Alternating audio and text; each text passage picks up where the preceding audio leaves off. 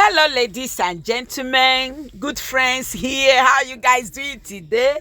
It's your friend. I'm back again. So, abegokwa m ọzọ ka m na-esi abịa. Unu lekwa anya na screen a. Unu ga-afụkwala etiri m picture ndị pastors lay up video a. Ị ga-ahụ picture la screen a. Ị ga-afụ ndị eke nọ n'elu, fụkwa ndị eke nọ n'ala. Aka ịfụna ya na. So, pastors ndị eke nọ n'elu, ịfụrụ ha. Fụkwanị ka afọ ha hacha ka afọ ndị ṅụrụ mmanya ngwọ 20 gallons, ṅụọ 30 crates. Ilekwana anya na ndị eke nọ n'ala. Ị ga-afụ na ndị ahụ na ha ji at least no ha na-eme fasting and prayer. Look at them. Ifu na ha na-eme fasting and prayer because the word of God mere ka anyị ghọta that the word of Sunday is not only food that we will eat, rather that like all the words that proceed through the mouth of God, the pampalaru anyị.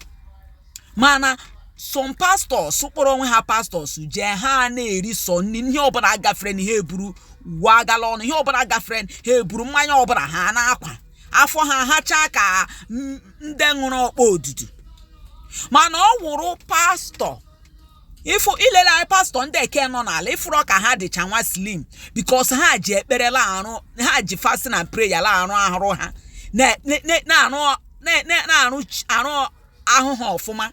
But ifuzie ndị eke nọ n'elu, ha edemesa afọ ka ndị ṅụrụ ọkpọ odudu. So ọ wụrụla ihe nchọrọ ịgbanye today wụla ije na chọọchị. Ozugbo step into church or ministry, la anya na pastor nọ die. Ọ wụrụla pastor nọ die bu afọ ukwu otu ndị eke shi buru afọ ukwu. Igbawa ifuru ọsọ gala agba ya metụwa anyị n'isi sef.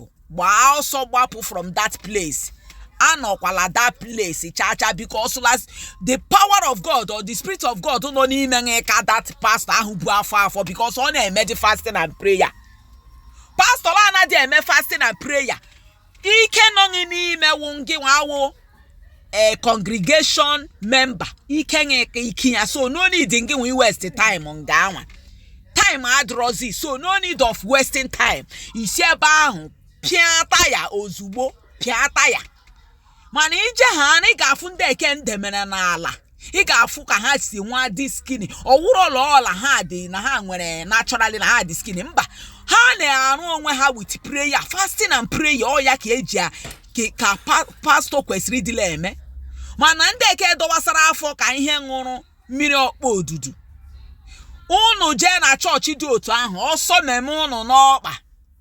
Unu anọkwala nga because ike nọ n'ime unu ka nke anyị unu nọ ebe anu just chọrọ iwest ego unu, iwest resources unu, iwest energy unu, iwest time unu.